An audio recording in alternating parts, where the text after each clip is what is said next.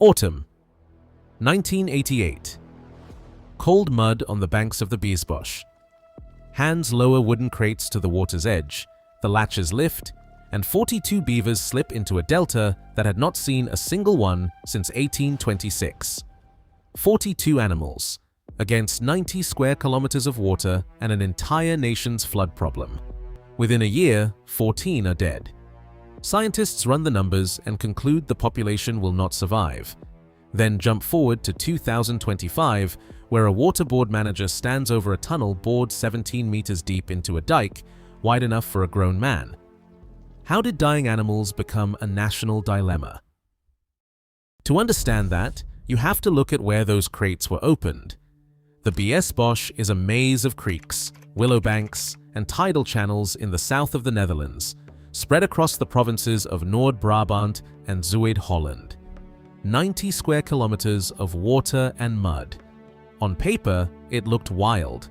It looked like nature.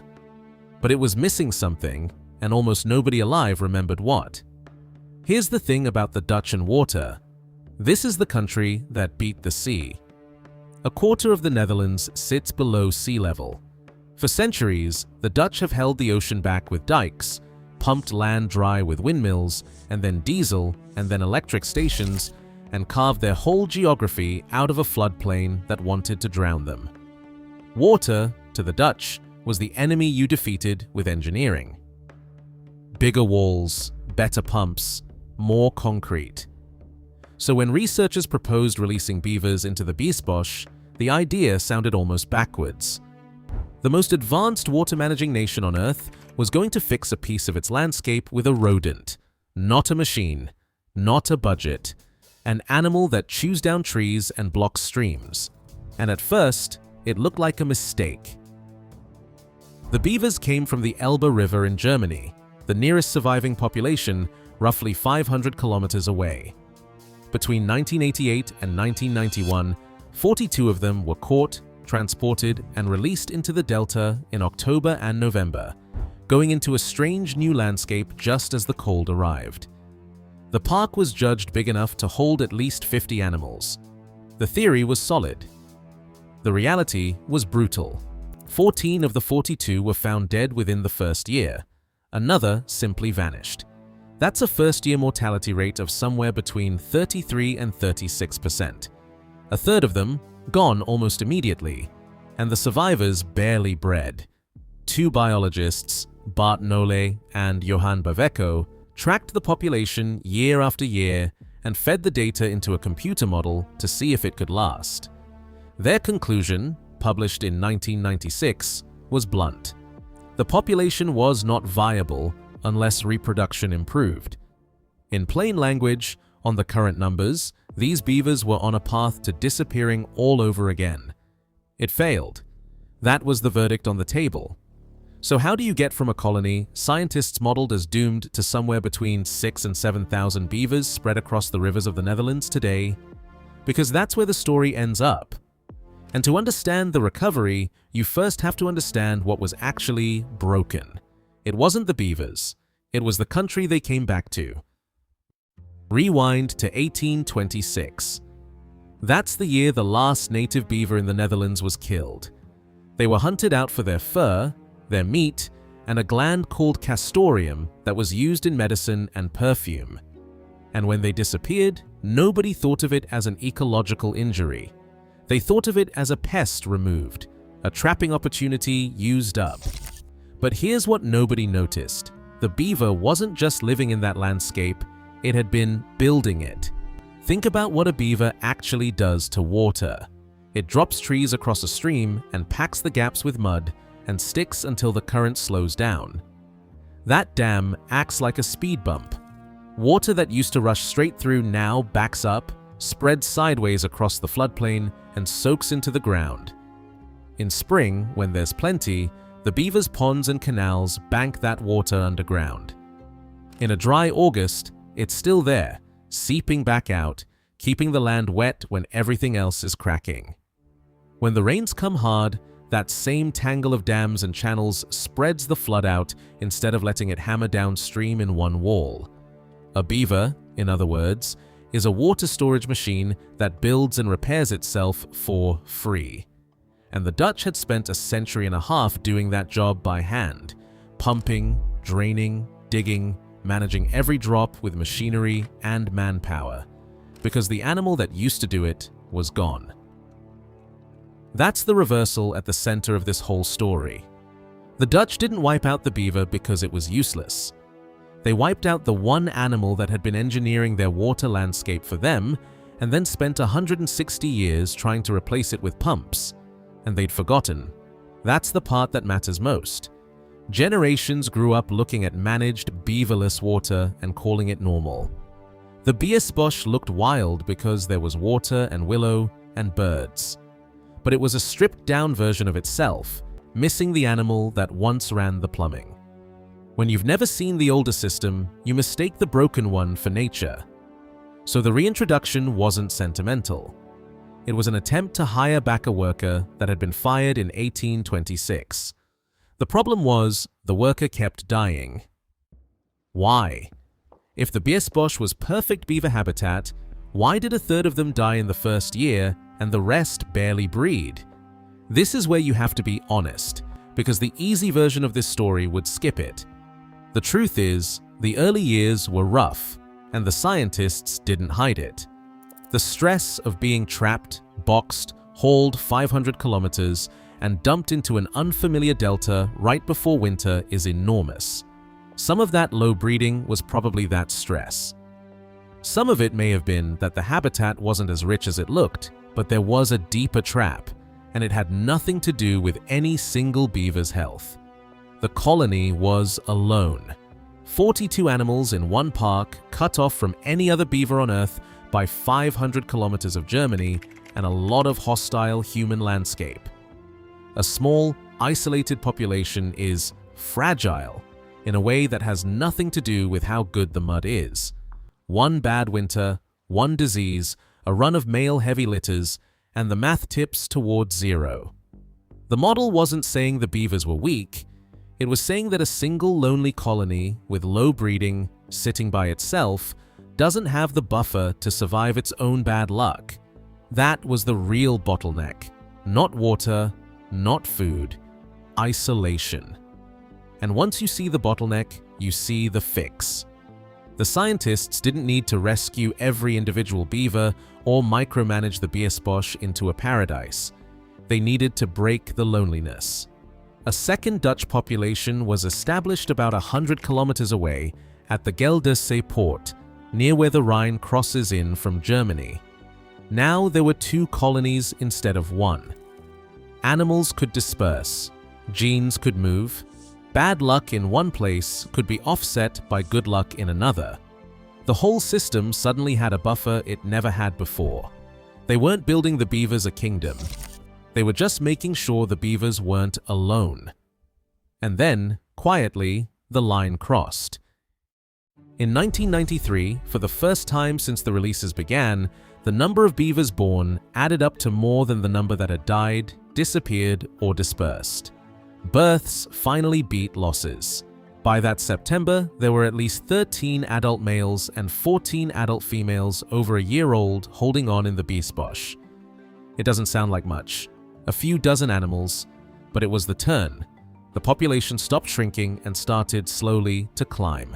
Then it held, and then it held again. Here's what happens once a beaver population gets past that fragile early stage.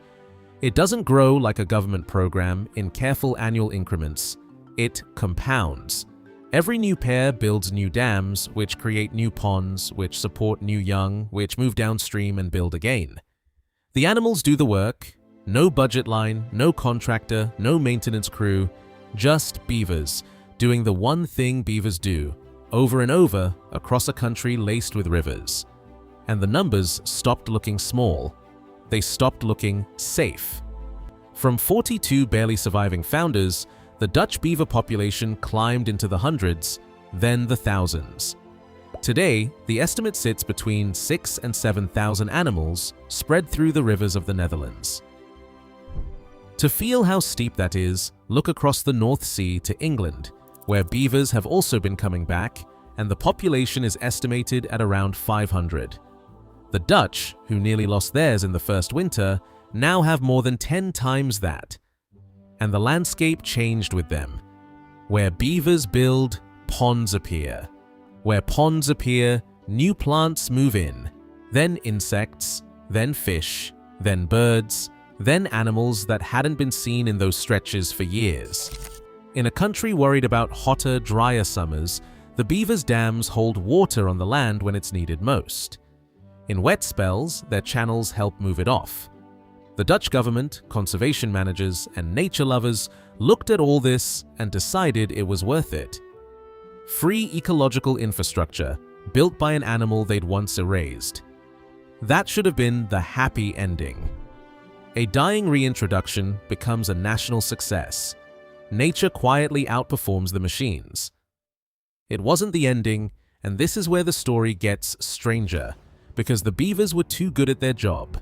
And their job is digging. Remember what a beaver does when it isn't building a dam. It burrows. It digs a den into a bank, and the entrance sits below the waterline, hidden, so predators can't reach the young. In a wild river, that's harmless. But in the Netherlands, the banks are often dikes, the engineered walls that hold back rivers and the sea from a country where a quarter of the land is underwater. And a beaver digging into a dike doesn't know it's undermining the one thing keeping a town dry. It gets worse. When the water rises and floods the burrow, the beaver doesn't leave. It digs higher and further, chasing the dry space upward into the structure, which is exactly how you end up with a tunnel bored deep into a flood defense at the worst possible moment when the water is already high. We've found tunnels stretching up to 17 meters into a dike, wide enough for a grown man to fit in. That's alarming, says Jelmer Krom of the Rivierenland Water Board in the middle of the country, where big rivers press against the dikes.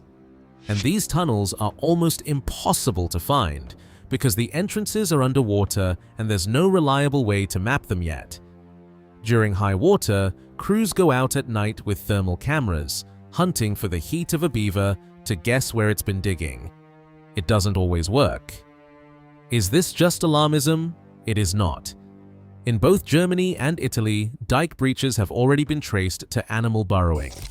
The failure mode isn't theoretical, it's happened.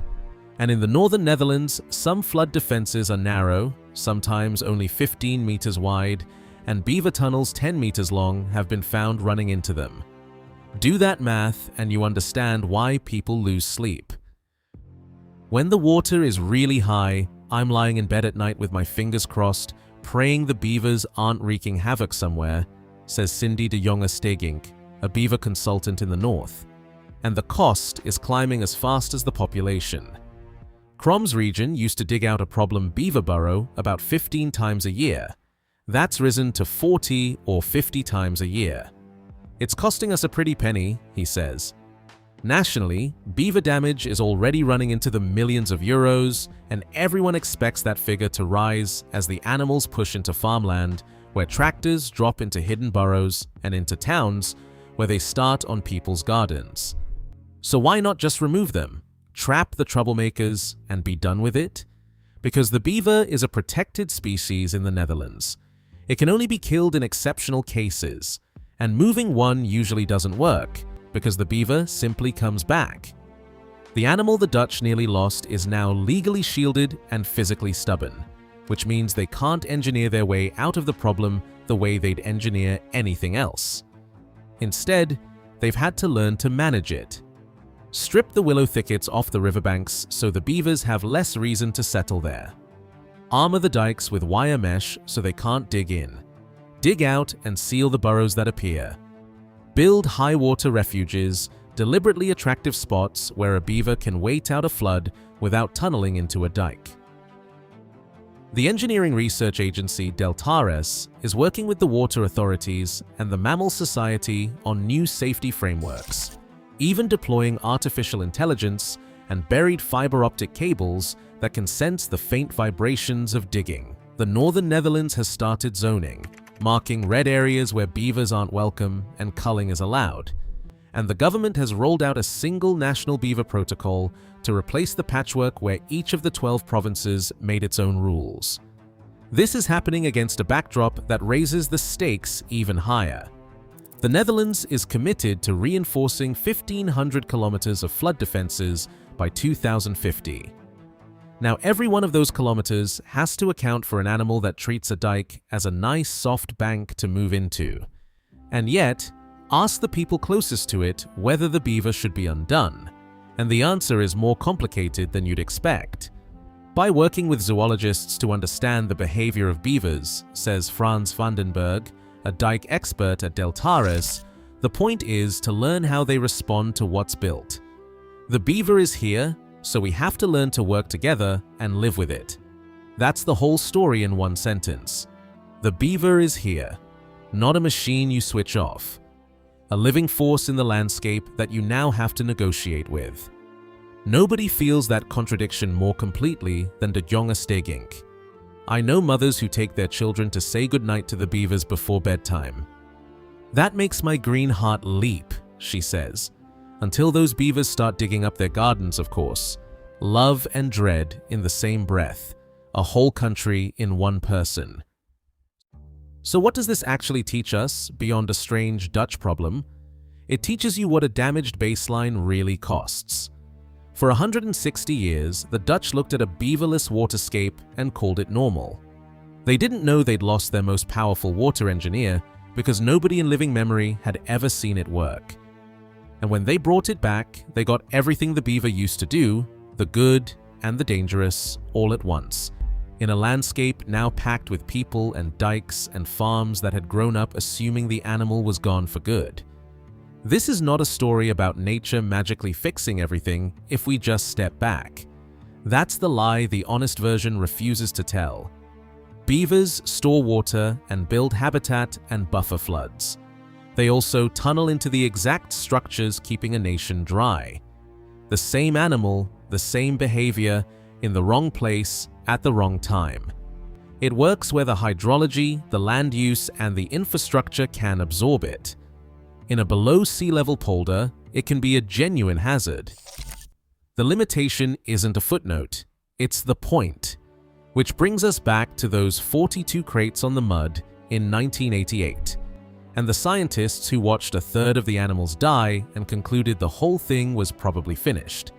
They weren't wrong about the danger, they were wrong about the direction. Break the isolation, and a fragile dying colony becomes an unstoppable one. Give nature its worker back, and it doesn't just do the job you hired it for. It reminds you how powerful it always was. The Dutch didn't lose control of the beaver. They rediscovered what it could do. And now the country that once defeated water by removing the living thing that shaped it has to learn, dike by dike, how to share the job again. They didn't rebuild their landscape with concrete this time. They handed the tools back to the animal that built it in the first place, and found out those tools cut both ways.